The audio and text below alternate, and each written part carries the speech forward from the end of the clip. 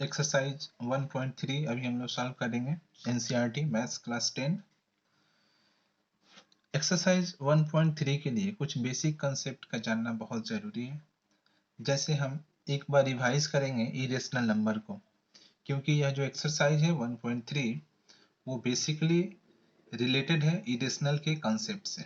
ठीक है, 9th class में हम लोगों ने पढ़ा था रेशनल और इरेशनल के बारे में। क्योंकि जब हम रियल नंबर को पढ़ते हैं तो रियल नंबर्स में दो टाइप होते हैं, एक होता है रेशनल और दूसरा होता है इरेशनल। रेशनल में हम लोग क्या पढ़ते हैं कि the number which can be written in the form of p by q where p and q are integers and q is not equal to 0। ये रियल नंबर के केस में हम लोग पढ़ते हैं कि वैसा नंबर जो p by q के फॉर्म में होता है, p और q दोनों इंटीजर्स होता है और q is not equal to 0 होता है, उसको बोला जाता है कि वो नंबर जो है वो रेशनल नंबर है। और जिस नंबर को हम p by q के फॉर्म में नहीं लिख सकते हैं, जहाँ q is not equal to 0 है, ये दोनों इंटीजर है, तो उसको हम लोग कंसीडर करते हैं कि वो नंबर जो है वो इरेशनल है। या डायरेक्टली हम लोग ये जानते हैं कि जो नंबर रियल नंबर में से जो नंबर रियल है, जो रियल नंबर्स में से जो नंबर रेशनल है, उसको निकालने के बाद जो लेफ्ट नंबर्स बचते हैं वो हो जाते हैं इरेशनल। यानी जो नंबर रेशनल होता है वो कभी भी इरेशनल नहीं होता है, और जो नंबर रेशनल नहीं होता है वो नंबर होता है इरेशनल। रेशनल नंबर जो है कुछ सर्टेन प्रॉपर्टीज को कैरी करता है कि p और q दोनों इंटीजर्स है, p by q के फॉर्म में है, q is not equal to 0 है, ये रेशनल नंबर का कंडीशन है। और जो इस कंडीशन को फॉलो नहीं करता है वो रेशनल नहीं है। तो जो रेशनल नहीं है वो हो जाता है इरेशनल। ठीक है, और डिटेल्स क्लास 9 में आप लोगों ने पढ़ा है। ठीक है, रेशनल नंबर को जब हम डेसिमल में चेंज करते हैं तो रेशनल नंबर का जो डेसिमल एक्सप्रेशन होता है वो या तो टर्मिनेटिंग होता है, या तो वो टर्मिनेटिंग डेसिमल होता है, या फिर वो नॉन टर्मिनेटिंग होता है। या तो वो टर्मिनेटिंग होता है या फिर वो नॉन टर्मिनेटिंग होता है। जब भी हम किसी रेशनल नंबर को डेसिमल में चेंज करेंगे तो डेसिमल में चेंज करने से क्या होगा कि या तो यह टर्मिनेटिंग होगा या तो फिर ये नॉन टर्मिनेटिंग होगा। लेकिन इरेशनल नंबर को हम ना ही टर्मिनेटिंग में लिख सकते हैं और ना ही नॉन टर्मिनेटिंग में लिख सकते हैं। यानी एक ऐसा नंबर होता है जिसका डेसिमल एक्सप्रेशन ना ही टर्मिनेटिंग होता है और ना ही नॉन टर्मिनेटिंग होता है। रूट के अंदर अगर कोई प्राइम नंबर है, जैसे √3 हो गया, √2 हो गया, √3 हो गया, √5 हो गया, ये सभी प्राइम नंबर्स हैं, तो वो सारे नंबर को हम लोग इरेशनल कंसीडर करते हैं। क्योंकि जब भी हम इस तरह के नंबर्स को जो अंडर रूट में है और प्राइम नंबर है, जब उसका हम डेसिमल एक्सप्रेशन लिखते हैं, डेसिमल एक्सपेंशन लिखते हैं, तो वो ना ही रिपीटेड आता है ना ही नॉन रिपीटेड आता है, ना ही टर्मिनेटिंग आता है ना ही नॉन टर्मिनेटिंग आता है। तो इसलिए जब रूट के अंदर अगर कोई प्राइम नंबर है, रूट के अंदर अगर कोई प्राइम नंबर है तो वो नंबर होता है इरेशनल। ठीक है, रूट के अंदर अगर कोई प्राइम नंबर है तो वो इरेशनल होता है। इसको प्रूफ करने के लिए भी हमें सीखना है इन द क्लास ऑफ 10। तो कोई एक प्राइम नंबर लेते हैं और उसको हम प्रूफ करने की कोशिश करते हैं। प्रूफ दैट √2 को ही लेते हैं। एक सिस्टम अगर आप सीख जाते हैं कि आप √2 को कैसे प्रूव करेंगे, तो सिमिलरली आप √3 को कर सकते हैं, √5 को कर सकते हैं, √7 को कर सकते हैं, या किसी भी नंबर को आप इरेशनल प्रूफ कर सकते हैं। एक क्वेश्चन हम लेते हैं, prove that √2 is an irrational number. Irrational number हमें प्रूफ करना है कि √2 जो है वो एक इरेशनल नंबर है। तो बेसिक कंसेप्ट हमने क्या सीखा कि वो नंबर जो रेशनल नहीं है, ऐसा नंबर जो रेशनल नहीं है, उसी को हम बोलते हैं irrational.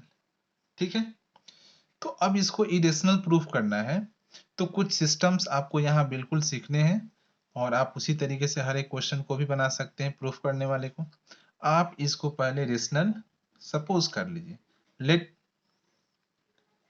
Root 2 is a rational number. Rational number. Let if possible, let root 2 is a rational number and जब ये रेशनल नंबर है तो इसका कोई ना कोई सिंपलेस्ट फॉर्म होगा। तो सपोज कर लीजिए कि and p by Q is it's simplest form. Simplest form क्योंकि हर एक रेशनल नंबर का कोई ना कोई सिंपलेस्ट फॉर्म होता है। तो जब p बाई क्यू रूट 2 का सिंपलेस्ट फॉर्म है तो रूट 2 इक्वल टू हो जाएगा p बाई क्यू, क्योंकि रूट 2 का ही simplest form p by Q है। तो since root 2 equal to p by Q, आप दोनों तरफ इसको स्क्वायर कर दीजिए on squaring both side, on squaring both the sides. जब दोनों साइड्स को स्क्वायर करेंगे तो क्या होगा, रूट 2 का square equal to p by q का square.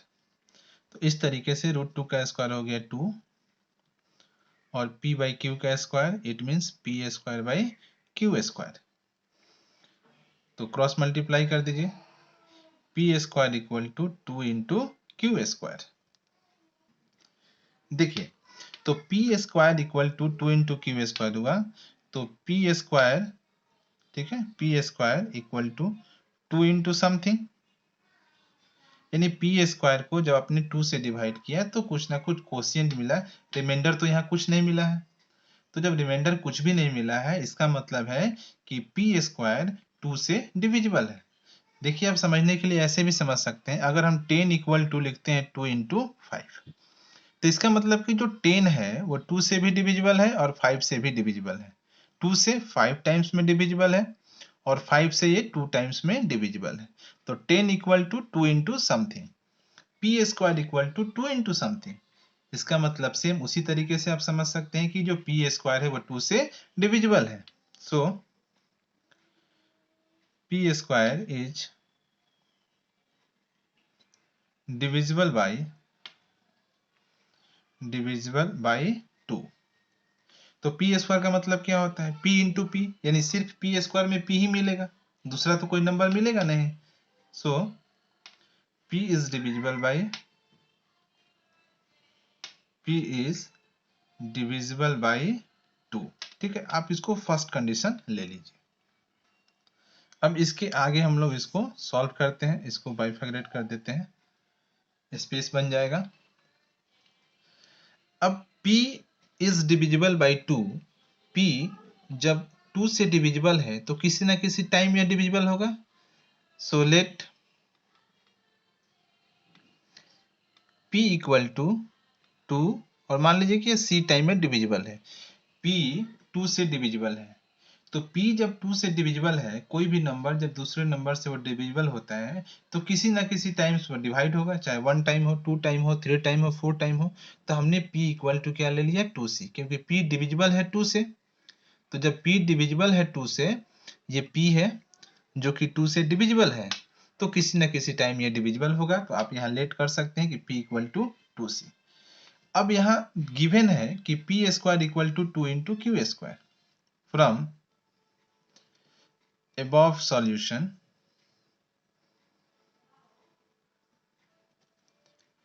p square equal to 2 into Q square. देखिए आप above सॉल्यूशन में आपने p square equal to 2 square लाया है, तो अब आप यहाँ पर p के जगह पे क्या लग सकते हैं, 2c।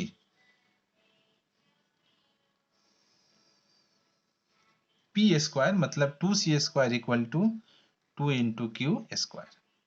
इसको सॉल्व करिए तो 4c square equal to 2 into Q square.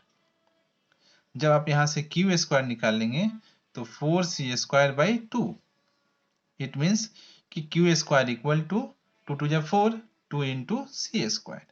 It means Q square equal to 2 into C square. It means कि क्यू स्क्वायर जो है वो 2 से डिविजिबल है, सेम इसी तरीके से। So Q square is divisible by divisible by 2, Q square is divisible by 2। तो जब क्यू स्क्वायर डिविजिबल है 2 से, तो क्यू स्क्वायर का मतलब क्यू इंटू क्यू, क्योंकि क्यू में तो अब दूसरा कोई नंबर आएगा नहीं, क्यू स्क्वायर में क्यू को ही 2 बार मल्टीप्लाई करेंगे। सो क्यू इज डिविजिबल बाई 2, ये आप इसको ले लीजिए second.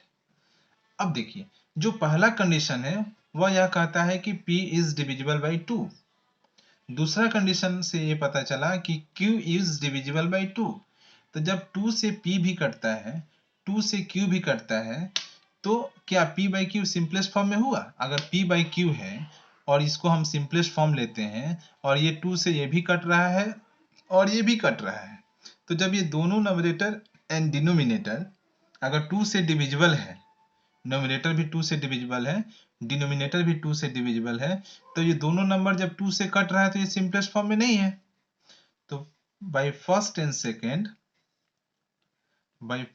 Second proof p by q is not in simplest form, not in simplest form।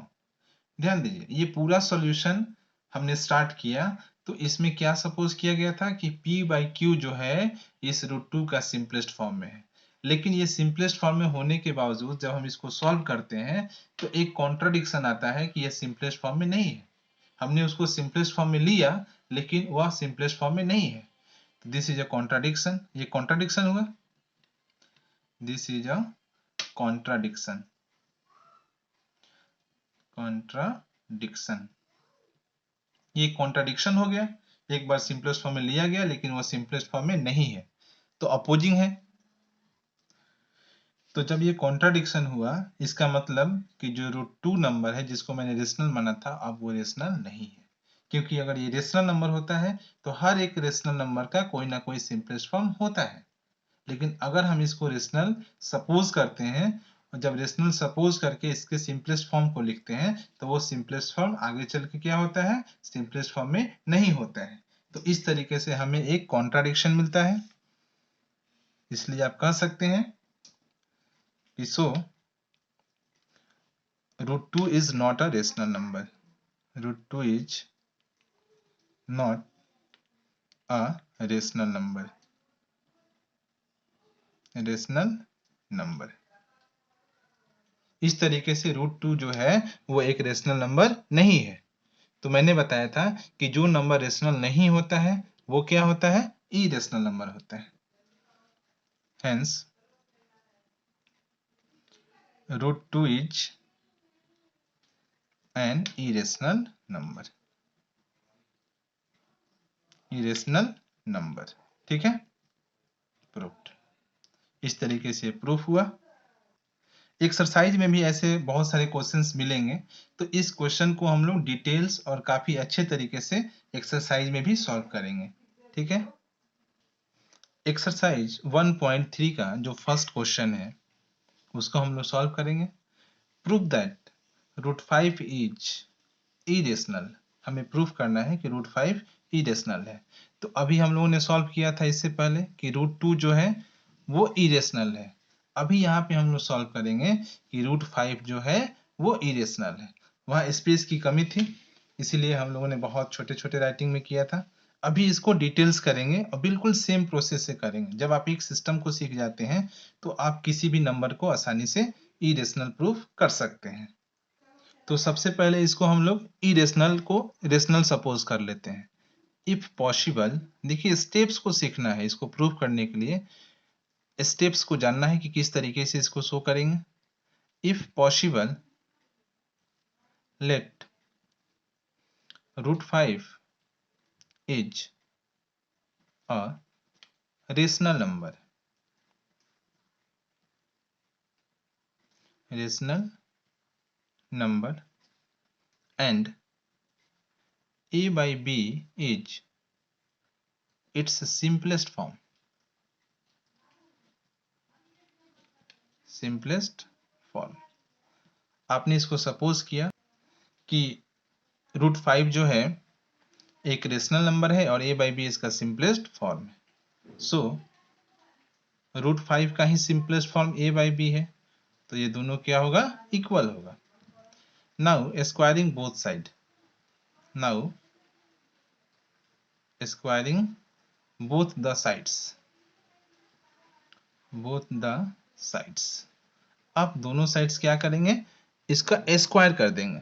Square करिए, तो √5 का square equal to a by b का स्क्वायर।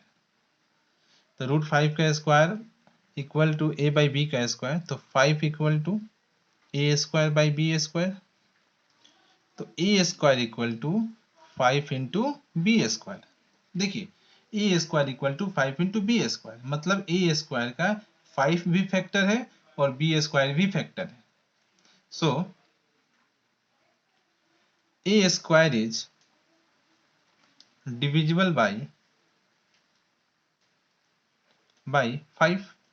इस तरीके से जो a स्क्वायर हुआ वो 5 से डिविजिबल है, तो जब a स्क्वायर 5 से डिविजिबल है तो a स्क्वायर मतलब a इंटू a, उसमें तो सिर्फ a है, दूसरा कोई नंबर नहीं है। सो a इज डिविजिबल बाई 5। इसका मतलब कि a जो है वो 5 से भी डिविजिबल है। तो जब a 5 से डिविजिबल है तो किसी ना किसी टाइम में वो कटेगा, एक बार, दो बार, तीन बार, किसी ना किसी टाइम में कटेगा। इसलिए let a equal to 5c। Suppose कर लिए कि a जो है वो 5 से डिविजिबल है, तो c टाइम्स में वो कट रहा है। तो यहां आपने देखा कि a इज डिविजिबल बाई 5, आप इसको पहला कंडीशन ले लीजिए और a इक्वल टू 5c का वैल्यू एबव प्रूफ में रख दीजिए। Putting a equal to 5c in, देखिए a square equal to 5 into b square है, a square equal to 5 into b square. तो a की जगह पे आप 5c को पुट करिए equal to 5 into b square, तो 25c square equal to 5b square. तो b square equal to 25c square by 5, तो b स्क्वायर इक्वल टू 5 5 या 25, 5c स्क्वायर। तो जब b square equal to 5c square हुआ, मतलब कि b स्क्वायर जो है वो 5 से डिविजिबल है। सो b square is divisible by 5। जो b स्क्वायर है वो डिविजिबल है 5 से, तो b स्क्वायर का मतलब b इंटू बी, तो b इंटू बी तो सिर्फ b ही है। सो b इज डिविजिबल बाई 5। तो b भी क्या हुआ, 5 से डिविजिबल हुआ। अब यहाँ जो सेकेंड कंडीशन है, फर्स्ट कंडीशन में है a इज डिविजिबल बाई 5 और b सेकेंड कंडीशन में है कि b is divisible by 5।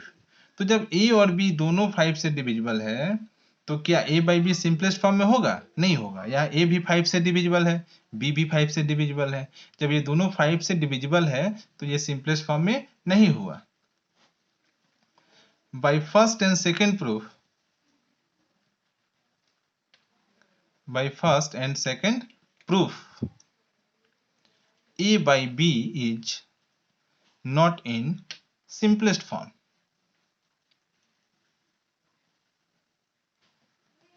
simplest form, first और सेकेंड प्रूफ से ये पता चला कि a by b जो है वो सिंपलेस्ट फॉर्म में नहीं है। तो जब ये सिंपलेस्ट फॉर्म में नहीं है तो यह रेशनल नहीं है और √5 is not a rational number। Rational number, तो पहले भी मैंने आपको बताया था कि जब कोई नंबर रेशनल नहीं होता है, हेंस वही रेशनल है। यहां आपको ध्यान देना होगा, जब a by b simplest form में नहीं है और आपने इसको सिंपलेस्ट फॉर्म में माना था, तो यह एक कॉन्ट्राडिक्शन है। आप यहां लिखेंगे बिल्कुल, it is a contradiction, it is a contradiction. जब ये कॉन्ट्राडिक्शन आ गया तब जाकर के √5 जो है वो रेशनल नंबर नहीं हुआ, क्योंकि कॉन्ट्राडिक्शन आ गया, तो जो हमने सपोज किया है अब वो स्टेटमेंट जो है वो गलत है, इसलिए √5 को जो मैंने रेशनल कंसीडर किया था अब वो रेशनल नहीं है। Hence √5 is an irrational number. जब वो रेशनल नहीं है तो इरेशनल हो गया, इरेशनल नंबर। उम्मीद है कि आपको समझ में आया होगा।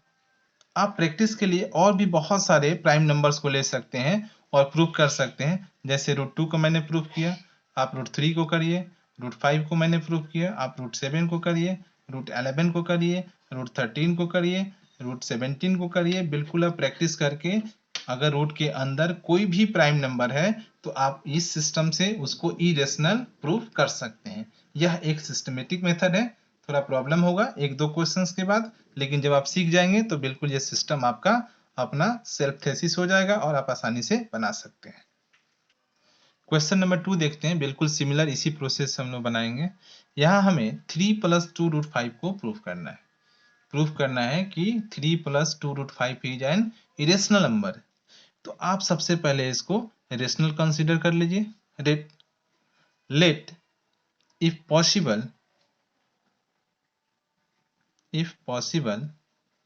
let 3 + 2 √5 is a rational number,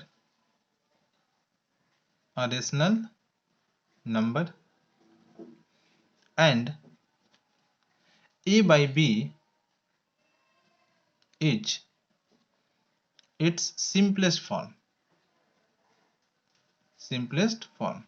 आप सपोज कर लीजिए अगर पॉसिबल है तो ये 3 √5 एक रेशनल नंबर है और a by b इसका सिंपलेस्ट फॉर्म है। ठीक है, so 3 + 2 √5 is equal to a by b। ठीक है, क्योंकि इसी रेशनल नंबर जिसको मैंने सपोज किया है उसी का सिंपलेस्ट फॉर्म है a by b, तो ये दोनों आपस में इक्वल होगा। अब यहां से अगर आप 2 √5 निकालेंगे तो क्या हो जाएगा, a by b -3। ठीक है, और अगर आप 2 √5 b को एलसीएम लेंगे तो ये हो जाएगा a -3b। अब यहां से √5 निकालिए तो कितना हो जाएगा, a -3b by 2b। अब देखिए रेशनल नंबर का डिफिनेशन क्या होता है कि the number in the form of p by q where p and q are integers. तो यहाँ a भी इंटीजर्स होगा, b भी इंटीजर्स है, 3 और 2 इंटीजर्स है ही। तो लिखेंगे since a b 2 and 3 are integers, ये जितने भी इसके टर्म्स हैं ये सभी इंटीजर्स हैं। तो √5 इज √5 इक्वल टू, अब ये सभी इंटीजर्स हैं तो ऊपर तो कोई ना कोई इंटीजर्स ही मिलेगा और नीचे भी कोई ना कोई इंटीजर्स ही मिलेगा, क्योंकि a -3b इंटीजर्स का प्लस माइनस मल्टीप्लाई करेंगे तो कोई ना कोई इंटीजर मिलेगा और नीचे भी 2b है तो कोई ना कोई इंटीजर ही हमें मिलेगा। Where p and q are integers, where p and q are some integers, where p and q are some integers and q is not equal to 0। जब इसको मैंने यहाँ a by b किया है तो a भी इंटीजर है, b भी इंटीजर है और b is not equal to 0। तो जब b 0 नहीं होगा तो 2b 0 नहीं होगा, तो जब 2b 0 नहीं होगा तो 2b को मैंने q कंसीडर किया है क्योंकि ये p by q के फॉर्म में है और b यहाँ 0 नहीं है। आप लिख सकते हैं कि let 3 + √25 is a rational number, और ये अगर p by q के फॉर्म में है तो यहाँ b जो है वह 0 नहीं होगा, तो जब b 0 नहीं होगा तो 2b भी 0 नहीं होगा। तो इस तरीके से √5 अब ये p by q के फॉर्म में है और जहां p और q इंटीजर्स है और q is not equal to 0 है तो ये तो रेशनल नंबर हो गया। √5 इज ए रेशनल नंबर। लेकिन हम जानते हैं कि रूट के अंदर अगर कोई प्राइम नंबर होता है तो वो इरेशनल होता है, वो तो फैक्ट है। अगर रूट के अंदर कोई प्राइम नंबर है तो वो फैक्ट होता है कि वह इरेशनल ही होता है। But √5 is an irrational number, but 5 is an irrational number, है ना। लेकिन बट आप लिख सकते हैं बट वी नो दैट, ये स्टेप है। आप जब इस क्वेश्चन को बनाएंगे तो आपको यहाँ सीखना है किसी चीज को। वो सब कोई जानता है कि इरेशनल है, ये सभी इरेशनल है, लेकिन इसको आप सिस्टमेटिक कैसे लिखेंगे, आपको यह लैंग्वेज सीखना होगा। We know that √5 is an irrational number. तो आपके प्रूफ से मिला कि √5 एक रेशनल नंबर है, और आपके इसी प्रूफ से आप जानते हैं, पहले क्वेश्चन नंबर 1 में भी आपने प्रूफ किया है कि √5 जो है वो इरेशनल नंबर है। तो एक ही नंबर वो रेशनल नहीं हो सकता है, और इरेशनल भी कैसे हो सकता है? एक ही नंबर वो रेशनल और इरेशनल कैसे हो सकता है? क्योंकि जो रेशनल होगा वो इरेशनल नहीं होगा, जो इरेशनल होगा वो रेशनल नहीं होगा। तो एक कॉन्ट्राडिक्शन मिला, this is a contradiction, this is a contradiction. So अब जो मैंने कॉन्ट्राडिक्शन आ गया, यानी इसको अगर हम रेशनल मान करके अगर हम कोई सॉल्यूशन लेते हैं तो वो सॉल्यूशन कॉन्ट्राडिक्शन में आता है, एक विरोध है ना, ये पॉसिबल नहीं है। So 3 + 2√5 is not a rational number, क्योंकि जब हम इसको रेशनल नंबर कंसीडर करते हैं तो कोई एक कॉन्ट्राडिक्शन आ जाता है, इसीलिए रेशनल नंबर नहीं है। हेंस जब ये रेशनल नहीं है तो क्या होगा? इरेशनल होगा। 3 + 2√5 इज एन इरेशनल नंबर। इस तरह के और भी क्वेश्चंस आपको बनाने हैं। क्वेश्चन नंबर 3 में देखा जाता है। क्वेश्चन नंबर 3 भी सेम वही क्वेश्चन है, इसमें भी हमें यही प्रूफ करना है कि ये सारे नंबर्स जो है वो इरेशनल है। किसी एक को बनाते हैं क्योंकि सबका सिस्टम सेम है, आप प्रैक्टिस करेंगे, और अगर कोई क्वेश्चन में प्रॉब्लम होगा तो आप बिल्कुल कमेंट करके पूछ सकते हैं, मैं इससे रिलेटेड वीडियो मैं फिर से डाल दूंगा। अगर ये प्रोसेस भी नहीं समझ में आता है तो भी आप कमेंट कर सकते हैं, इसको दूसरे तरीके से भी मैं बना करके आप सबके बीच वीडियो को लाऊंगा। देखिए इसमें से कोई एक सॉल्व करते हैं, ये फ्रैक्शनल फॉर्म में है, इसको सॉल्व करते हैं कि 1/√2 जो है वो इरेशनल नंबर होगा। तो if possible let 1/√2 is a rational number, rational number possible अगर है तो मान लीजिए कि यह जो 1/√2 है एक रेशनल नंबर है, and a/b is it's simplest form,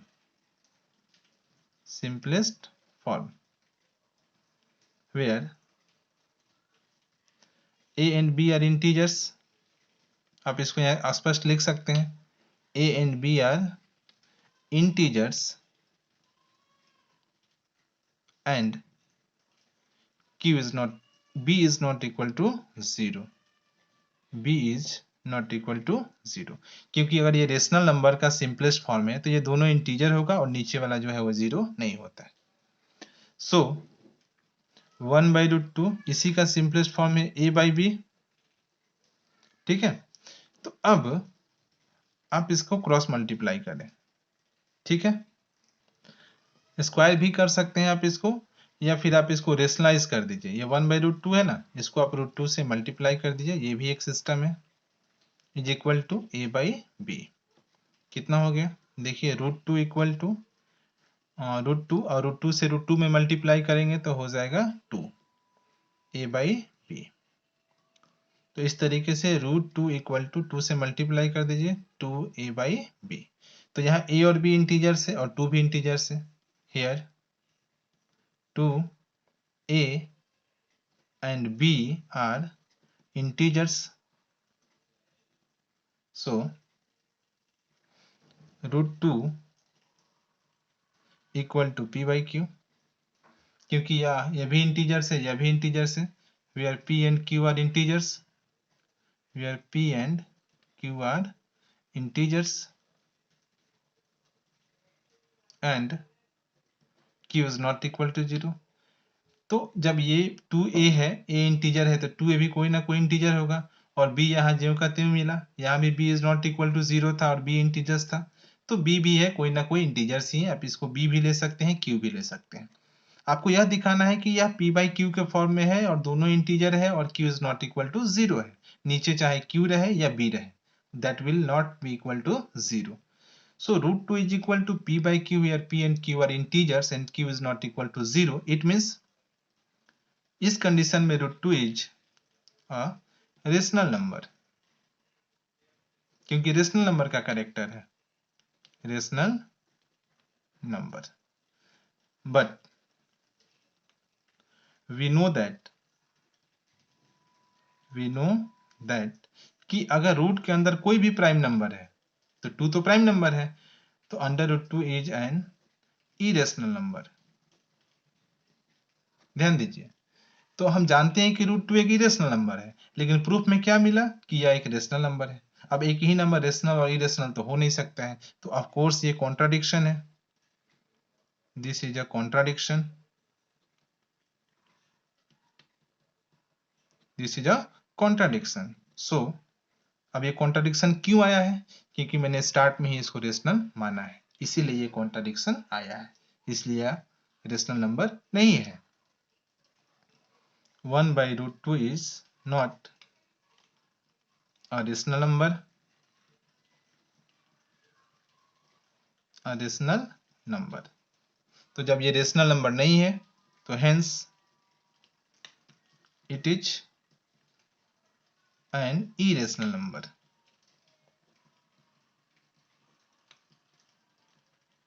ठीक है, प्रूव्ड। इस तरीके से आपका जो एक्सरसाइज 1.3 था वो कंप्लीटली खत्म हो गया है और आप इसको फेयर कर सकते हैं। और अगर कोई क्वेश्चन नहीं समझ में आए तो आप कमेंट करके पूछ सकते हैं। आप सिमिलरली इसी प्रोसेस से इन दोनों क्वेश्चंस को भी बनाने की कोशिश करेंगे और इसके एग्जांपल्स को भी बनाने की कोशिश करेंगे। और कोई प्रॉब्लम आएगा तो आप बेसिकली पूछ सकते हैं हमसे। और अगर ये वीडियो आपके लिए फायदेमंद है, आपको अच्छा लगा और आपको समझ में आया, तो आप चैनल को लाइक करें, सब्सक्राइब करें और नोटिफिकेशन बटन को भी ऑल पे क्लिक कर दें, ताकि अगर इसके बाद की एक्सरसाइज का मैं वीडियो बनाऊंगा तो आपको ऑटोमेटिकली उसका नोटिफिकेशन मिल सकेगा और आप अपने दोस्तों के बीच भी इसको शेयर कर सकते हैं। Thank you, have a nice day.